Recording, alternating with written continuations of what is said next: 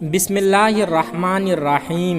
السلام علیکم پیارے دوستو، آج کا یہ ویڈیو آپ سبھی مسلمانوں کے لیے بہت ہی خاص ہے، کیونکہ آج کی اس ویڈیو میں ہم آپ کو اللہ تبارک و تعالیٰ کے پیارے نبی حضرت محمد صلی اللہ علیہ وسلم کی قبر مبارک کے بارے میں کچھ ایسی باتیں بتانے والے ہیں جن کو شاید ابھی تک کبھی نہیں سنا ہوگا، اور ساتھ میں ہم آپ کو کچھ ایسی چیزوں کی زیارت بھی کروانے والے ہیں جن کو دیکھ کر آپ سبھی کا دل خوش ہو جائے گا۔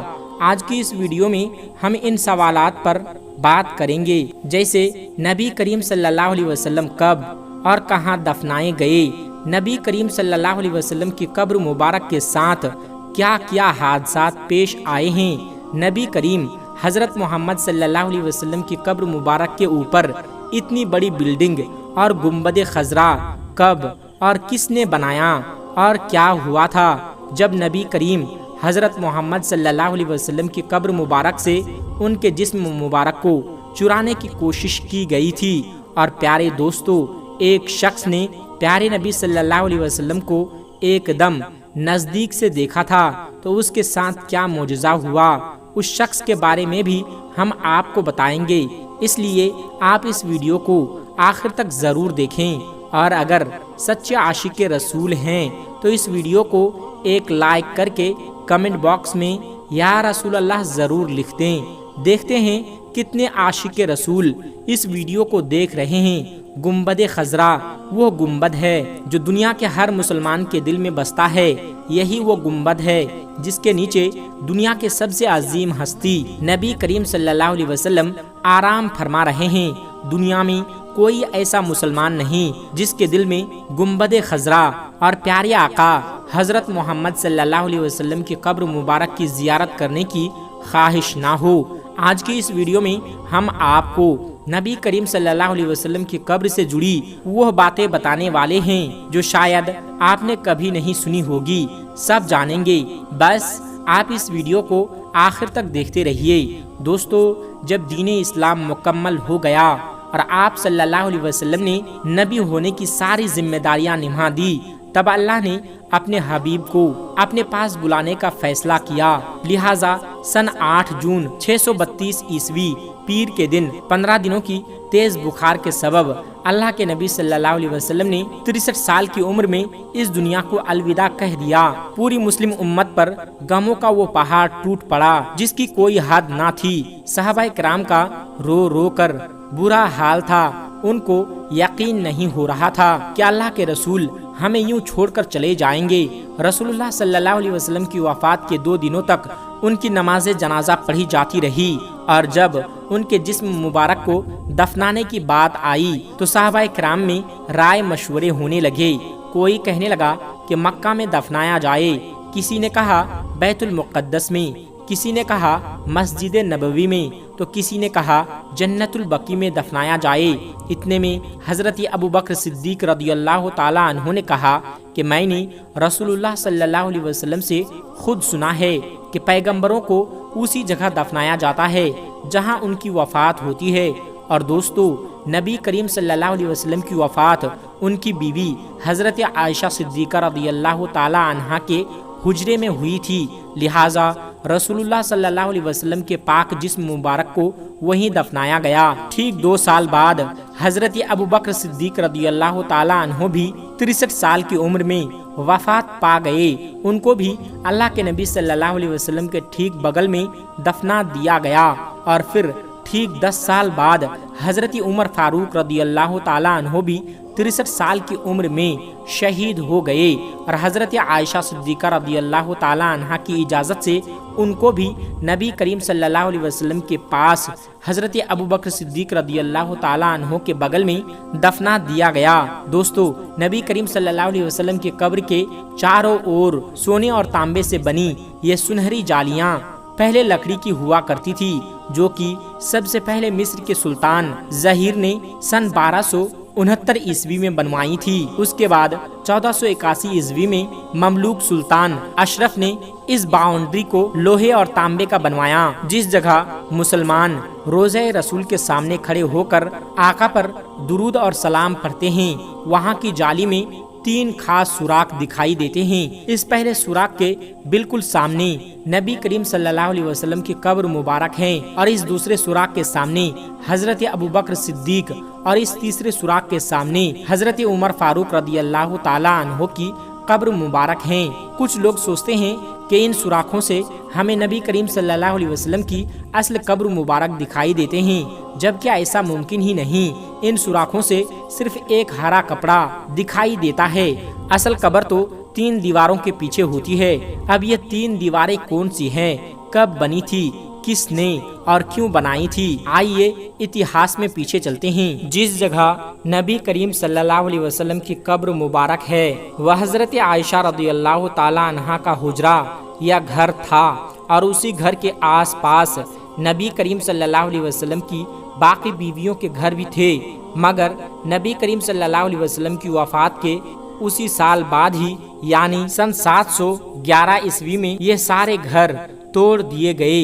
दरअसल उस वक्त तो वलीद बिन अब्दुल मलिक खलीफा थे और उमर बिन अब्दुल अजीज मदीना के गवर्नर थे। उस वक्त मुसलमानों की तादाद बढ़ने लगी और मस्जिद नबवी में नमाजियों के लिए जगह कम पड़ने लगी थी। इसी वजह से खलीफा वलीद बिन अब्दुल मलिक ने गवर्नर उमर बिन अब्दुल अजीज को नबी करीम सल्लल्लाहु अलैहि वसल्लम की बीवियों के घर तोड़ने का हुक्म दिया ताकि मस्जिद नबवी को बड़ा किया जा सके।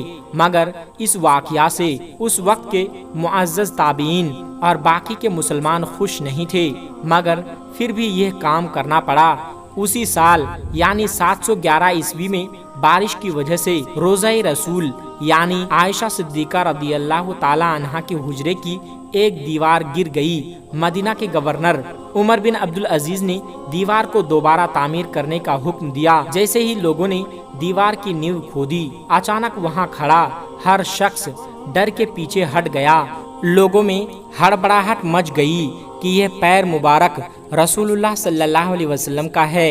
मगर बाद में उर्वा बिन जुबैर ने इस पैर को ध्यान से देखा और कहा कि यह पैर रसूलुल्लाह सल्लल्लाहु अलैहि वसल्लम का नहीं बल्कि हजरत उमर रदियल्लाहु ताला अन्हु का है। उसके बाद कब्र को ठीक करके उमर बिन अब्दुल अजीज ने काले पत्थरों से इस दीवार की मरम्मत करवाई। उस एक दीवार को छोड़कर बाकी की 3 दीवारें, छत आज भी वैसी की वैसी ही है जैसे नबी करीम सल्लल्लाहु अलैहि वसल्लम के दौर में बनाई गई थी। उमर बिन अब्दुल अजीज ने महसूस किया कि यह दीवार कमजोर होने लगी है, लिहाजा उन्होंने उन दीवारों के भी इर्द गिर्द एक मोटी मजबूत पत्थरों की दीवार और बनवाई जो 5 कोनों की थी। 5 कोनों की दीवार बनाने की वजह ये थी कि उन्होंने सोचा कि अगर 4 कोनों की दीवार बनी लोग उसे भी काबा समझकर तवाफ करना शुरू ना कर दे।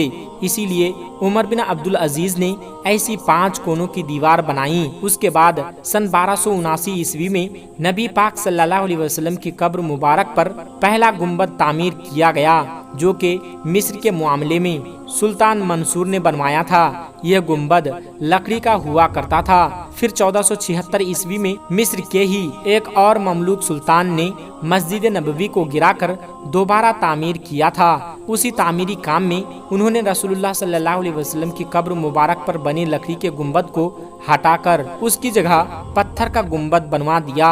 सन 1481 ईस्वी में मस्जिद नबवी में एक अफसोसनाक हादसा हो गया। मस्जिद नबवी के पास में जोर से आसमानी बिजली गिर गई जिसकी वजह से मस्जिद नबवी में आग लग गई। ये आग रोज़ा रसूल सल्लल्लाहु अलैहि वसल्लम तक पहुंच गई थी, मगर कब्रों को नुकसान नहीं हुआ था। इसी हादसे को देखते हुए सुल्तान अशरफ ने 5 कोनों वाली दीवार के इर्द गिर्द एक और मजबूत दीवार बनवा दी ताकि किसी भी हादसे से कब्रों को बचाया जा सके। इस दीवार पर उन्होंने हरा कपड़ा यानी गिलास चढ़वा दिया था। आज जब जायरीन सुनहरी जालियों से रोज़े रसूल के अंदर देखते हैं तो उनको यही हरा कपड़ा दिखाई देता है। इस हादसे के बाद सुल्तान ने नबी करीम सल्लल्लाहु अलैहि वसल्लम और अबू बकर सिद्दीक और उमर फारूक रदियल्लाहु ताला अन्हु की कब्र मुबारक साफ सफाई करने का फैसला किया। अब किसी आम इंसान को तो नबी करीम सल्लल्लाहु अलैहि वसल्लम की कब्र मुबारक को छूने की इजाज़त नहीं दी जा सकती थी, लिहाजा इस काम के लिए उस वक्त के बड़े मुत्तकी और परहेजगार उलमा علی ابن احمد رحمۃ اللہ علیہ کو چنا گیا۔ سب سے بڑی پریشانی یہ بنی کہ قبروں تک کیسے پہنچا جائے، کیونکہ عمر بن عبدالعزیز نے جو 5 کونوں والی دیوار بنوائی تھی اس میں نہ کوئی کھڑکی تھی نہ ہی کوئی دروازہ، لہذا طے پایا گیا کہ اس دیوار کے نیچے گڈھا کھود کر اندر جایا جائے۔ علی ابن احمد رحمۃ اللہ علیہ فرماتے ہیں کہ میں جیسے ہی روضہ رسول کے اندر پہنچا، میں نے وہ خوشبو محسوس کی جو میں نے آج تک نہیں دیکھی تھی۔ میں دیر تک آقا کی قبر کے سامنے کھڑا رہا اور لگاتار ان پر درود اور سلام پیش کرتا رہا۔ میں نے دیکھا کہ زمین سمتل ہو چکی تھی، قبروں کے پہچان کرنا بھی مشکل تھا۔ دوستو، علی ابن احمد رحمۃ اللہ علیہ وہ آخری شخص تھے جنہوں نے نبی کریم صلی اللہ علیہ وسلم کی اصل قبر مبارک کی زیارت کی تھی۔ ان کے بعد آج تک سالوں سے نہ کسی نے نبی کریم صلی اللہ علیہ وسلم کی قبر مبارک کو دیکھا ہے، نہ ہی ان کی قبر کی کوئی فوٹو ہے۔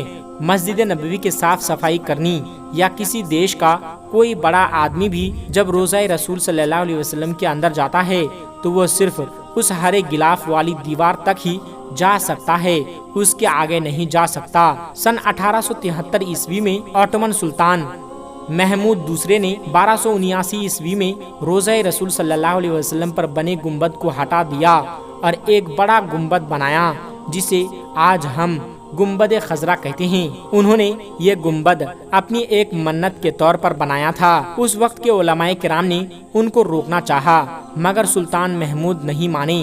کچھ سالوں کے بعد ہی گنبد خضرا پر ہرا رنگ کر دیا گیا۔ اس کے بعد سے آج تک گنبد خضرا پر ہرا رنگ ہی رنگا جاتا ہے۔ دوستو، نبی کریم صلی اللہ علیہ وسلم کی قبر مبارک کے نیچے کے سائیڈ ایک اور قبر جگہ خالی ہے۔ اس جگہ حضرت عیسیٰ علیہ السلام کو دفنایا جائے گا، کیونکہ عیسیٰ علیہ السلام ابھی زندہ ہیں۔ اللہ نے ان کو زندہ ہی آسمانوں میں اٹھا رکھا ہے۔ دوستو، کئی بار آپ لوگوں نے دیکھا ہوگا کہ مدینہ کے گنبد خضرا پر ایک کھڑکی نما کچھ بنا ہوا ہے۔ اس کے بارے میں کیا معلومات ملتی ہے، آئیے جانتے ہیں۔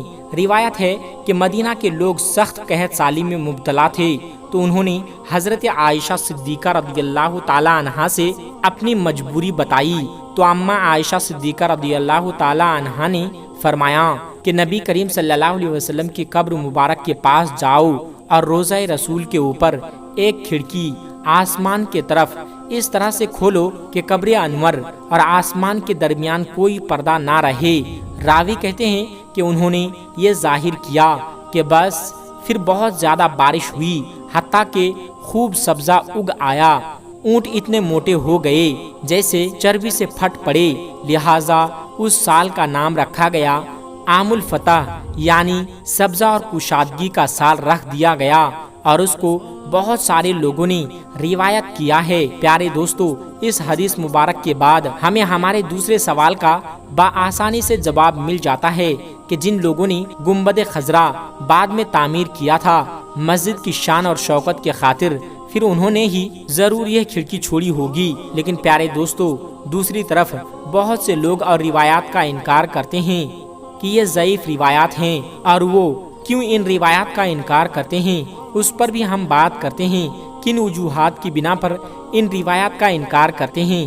دوستو، کچھ لوگوں کا یہ کہنا ہے کہ یہ قبر رسول اللہ صلی اللہ علیہ وسلم پر موجود گنبد خضرا پر جو کھڑکی ہے وہ حضرت عائشہ صدیقہ رضی اللہ تعالی عنہا کے کہنے پر صحابہ کرام نے اس وقت کھولی تھی جب ایک دفعہ مدینہ میں قحط پڑ گیا تھا، اور روایات کے انکار میں بھی مختلف وجوہات اور مختلف روایات ملتی ہیں۔ یعنی دوسرے راوی یہ بات کہتے ہیں کہ تاریخ کے حوالے سے ثابت ہے کہ حضرت عائشہ صدیقہ رضی اللہ تعالی عنہا کی زندگی میں حجرہ عائشہ کے جس میں نبی کریم صلی اللہ علیہ وسلم کی قبر تھی وہ اپنے اسی حالت میں برقرار ہیں جس طرح سے نبی کریم صلی اللہ علیہ وسلم کے زمانے میں تھی، یعنی کچھ حصے پر چھت لگی ہوئی اور کچھ حصے بغیر چھت کے کھلا ہوا تھا۔ مطلب قبر نبوی صلی اللہ علیہ وسلم ایسی نہیں تھی مکمل ڈھکی ہوئی، جیسا کہ صحیح بخاری میں عائشہ صدیقہ رضی اللہ تعالی عنہا سے مروی ہے، آپ صلی اللہ علیہ وسلم جب عصر کی نماز پڑھتے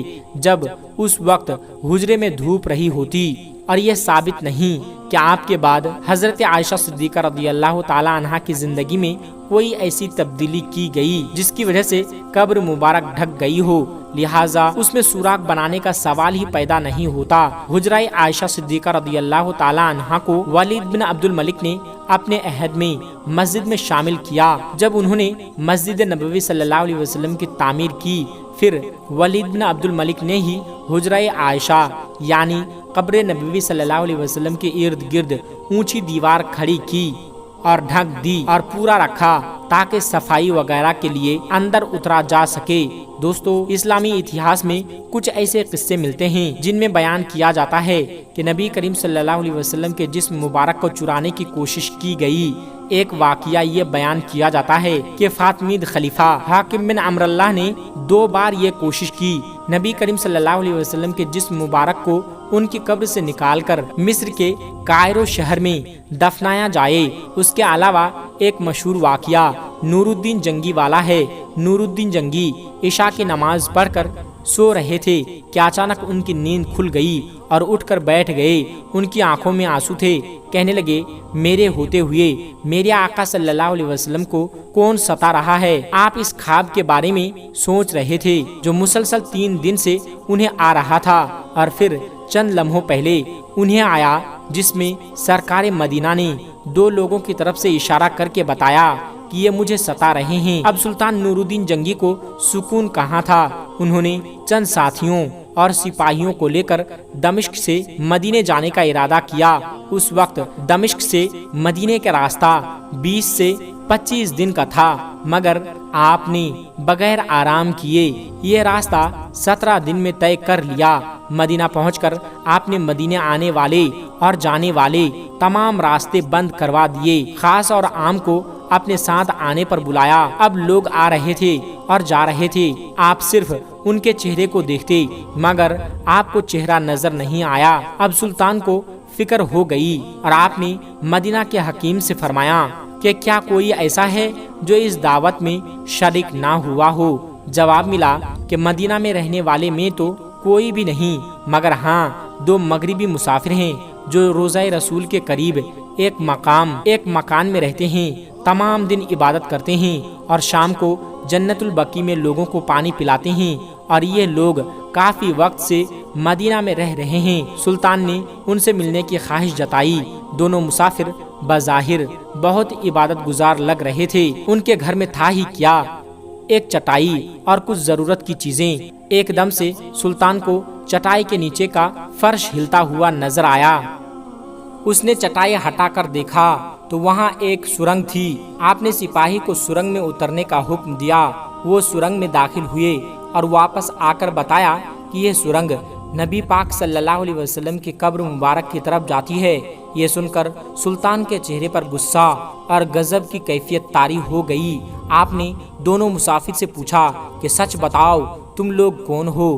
کافی پوچھنے کے بعد انہوں نے بتایا کہ وہ نصرانی یعنی عیسائی ہیں اور اپنی قوم کی طرف سے تمہارے پیغمبر کے جسم اطہر کو چوری کرنے کے لیے بھیجے گئے ہیں۔ سلطان یہ سن کر رونے لگا اور اسی وقت دونوں کی گردنیں اڑا دیں۔ سلطان روتے ہوئے جاتے اور کہتے جاتے کہ میرا نصیب کہ پوری دنیا میں اس خدمت کے لیے اس غلام کو چنا گیا۔ اس ناپاک سازش کے بعد ضروری تھا کہ ایسی تمام سازشوں کو ہمیشہ کے لیے ختم کر دیا جائے۔ سلطان نے انجینئر بلائے، قبر مبارک کے چاروں طرف خندق کھودنے کا حکم دیا یہاں تک کہ پانی نکل آئے۔ سلطان کے حکم سے وہاں پر بڑی کھائی بنائی گئی اور اس میں پگھلا ہوا شیشہ بھی دیا گیا۔ شیشے کی خندق اور کھائی آج بھی روضہ رسول صلی اللہ علیہ وسلم کے گرد موجود ہیں۔ دوستو، ہجرت کے بعد رسول اللہ صلی اللہ علیہ وسلم نے سب سے پہلے ایک مسجد کی تعمیر فرمائی جس کو